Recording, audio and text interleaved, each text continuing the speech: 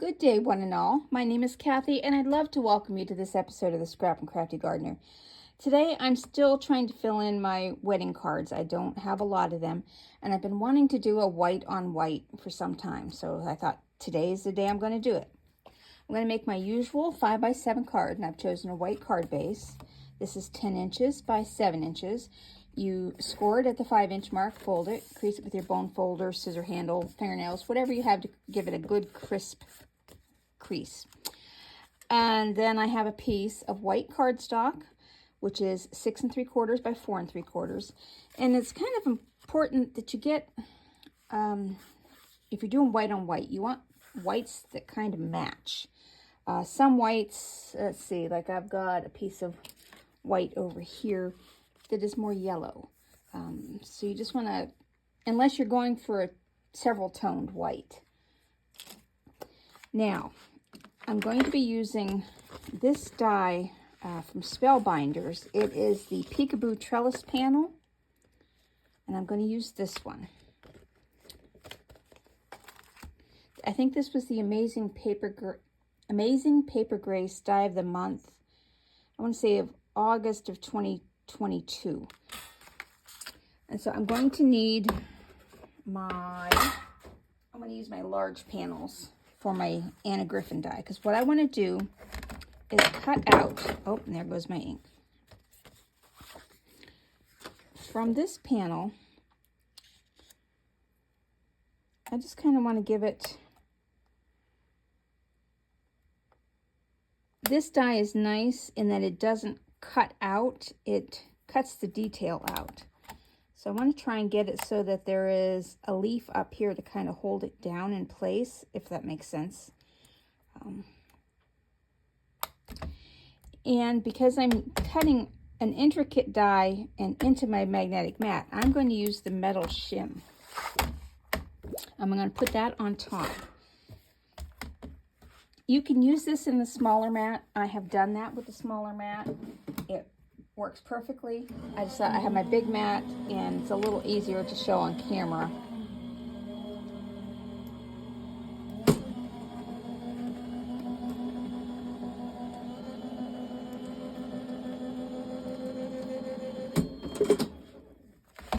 And yes, I have left the plastic covering on my magnetic shim. All right, so let me show you how this comes out. It's a very intricate die, and then you just have to pop out these other pieces.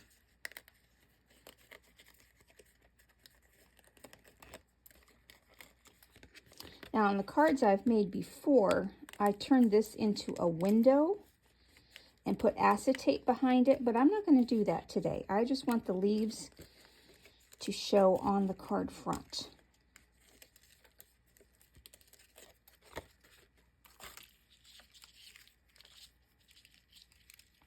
And on your machine, just find whatever sandwich works good for you for cutting an intricate die.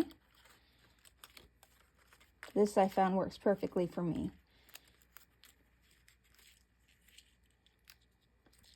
Okay, I'm going to leave on this die, it has, you could poke out these little centers, but I'm just going to leave them on there because I'm going to cover them up anyhow. All right. Put this die back on its mat, and let me just clean off my mat into the bin here. Now, I'm going to do one more piece. Well, actually, this is going to go through 2 more times. I'm not going to cut anymore, but I am going to emboss. And I'm using the Spellbinders. This is the embossing folder of the month for September 2022. It's a really pretty floral design. And what I'm going to do is partially emboss it. So I'm just kind of sticking this onto the edge here. And I want that large flower to show at the top. And this is why I've chosen my large mat, because I am going into the bottom. Now, the Spellbinders folders, the new ones, I had trouble running through my Anna Griffin machine because I couldn't get the sandwich. They were too thick. The original directions with Anna Griffin for embossing folders is to use your plate the folder, your metal shim, and then the top plate. That was too thick and wouldn't go through. What I have found is a good mat for me is my metal shim and my magnetic mat, using this as a top plate. And that works perfectly. All my embossing folders now run on this for the newer Spellbinders folders, because I was having to get out my hand crank machine and I didn't like that. Okay, see, now we have this side embossed, and I want to do the same for this strip.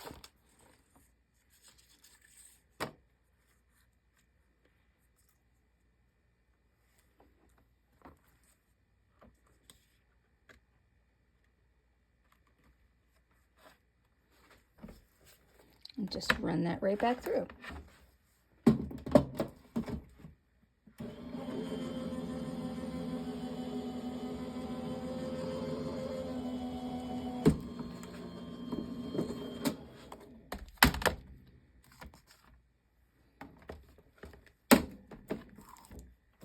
And I'm done with my large plates, so I'll move those aside.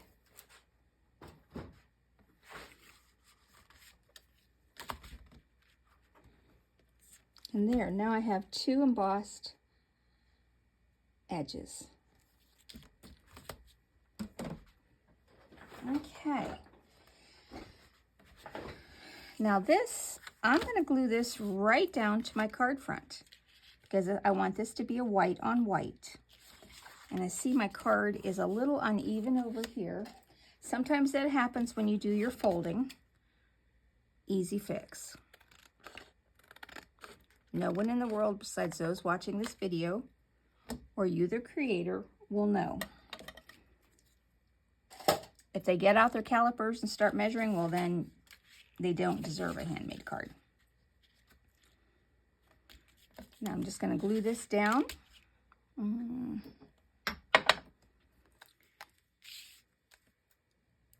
This is it's an, pardon me, I didn't get enough drink this morning. This is a simple but yet intricate card at the same time. It looks like you took hours to make this. And now I'm going to use my smaller glue bottle here and put little dots of glue behind the leaves.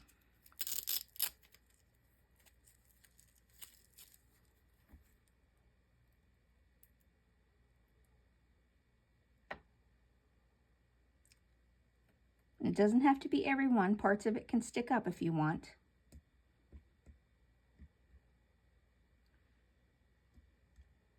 I'm not putting it on the stems, just on the leaf petals. But I am doing it at the top, just to kind of hold it down.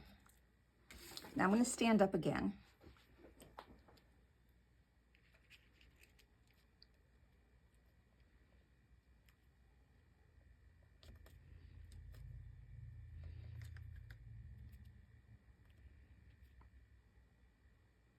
This part is a little trickier because of the delicate leaves. It gives it a little bit of stretch room.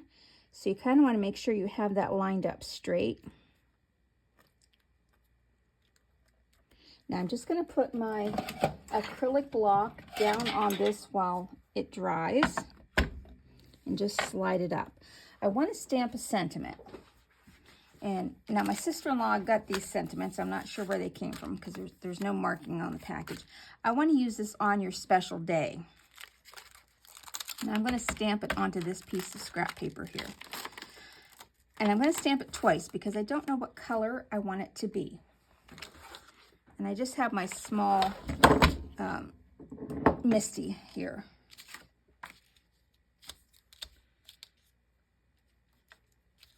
And this paper's a little bit bigger than the Misty, but I wanted to save a little room today and just use this one.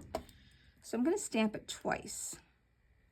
I have my regular VersaFine Clair in the color Nocturne, and I don't believe this stamp has been used, so I'm just going to condition it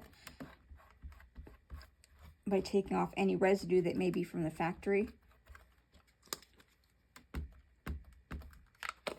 And I'll stamp it in black, which is my traditional. I think it needs one more.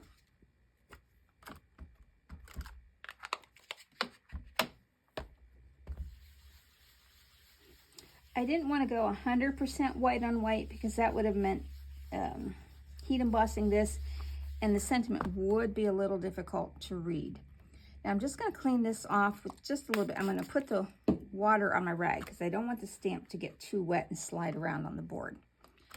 But I'm going to bring it down, and then I've also chosen Gina K's Soft Stone to see if maybe a pale gray would look fine and kind of still go with the white on white. And I'm not sure. And it's going to need a couple coats here, I know. I think one more. My mind is leaning towards the black, but let me see.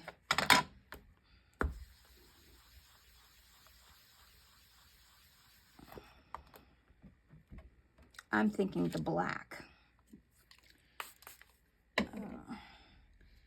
Because this ink, it seems to be spreading a little bit with the paper. And that may just be because this paper is more absorbent.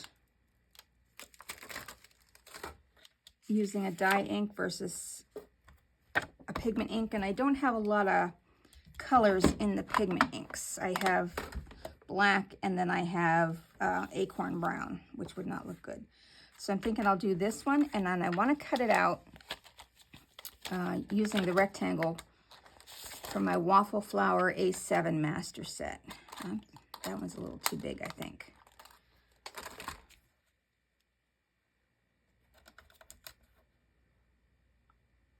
That might cut off a little bit. Okay, let's do that one. So I just need my small mats. Yeah, no, I want the black.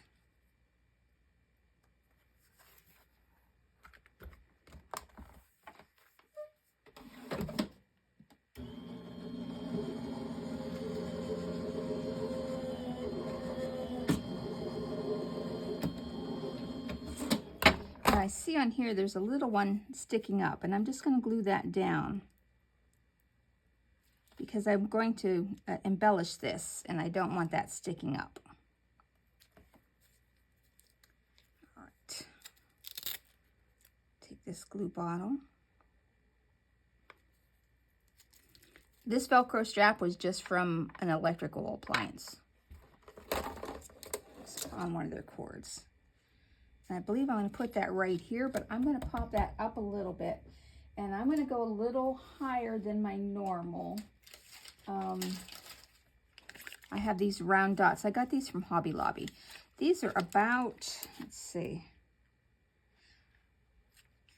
almost an eighth of an inch thick. So I'm just going to put several of those on here. And I'm just going to stagger. And yes, I'm going to use a lot. But I don't use these that often, so that's okay.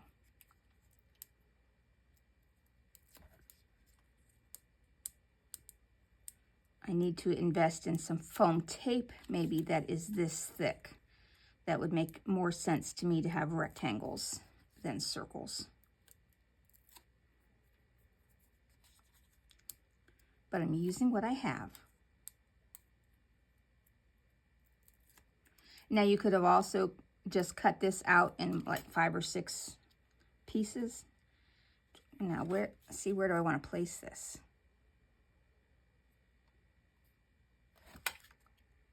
Let me stand up. You know what?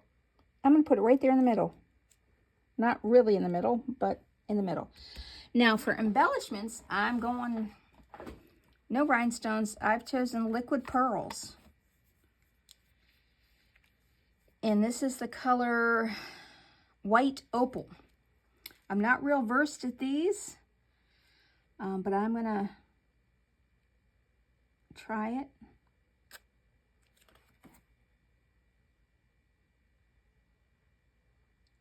I bought these thinking I would use them, so I am going to use them. And just do little pearl accents here and there, especially on this part that has little spots for them. And then, like, here's a little flower. I'll put a little pearl. I'm trying not to dome up. I tend to make a little point when I'm playing with these, so I'm trying to stop squeezing before I lift it off the paper so I don't make a pointed dome. Just here and there, I think.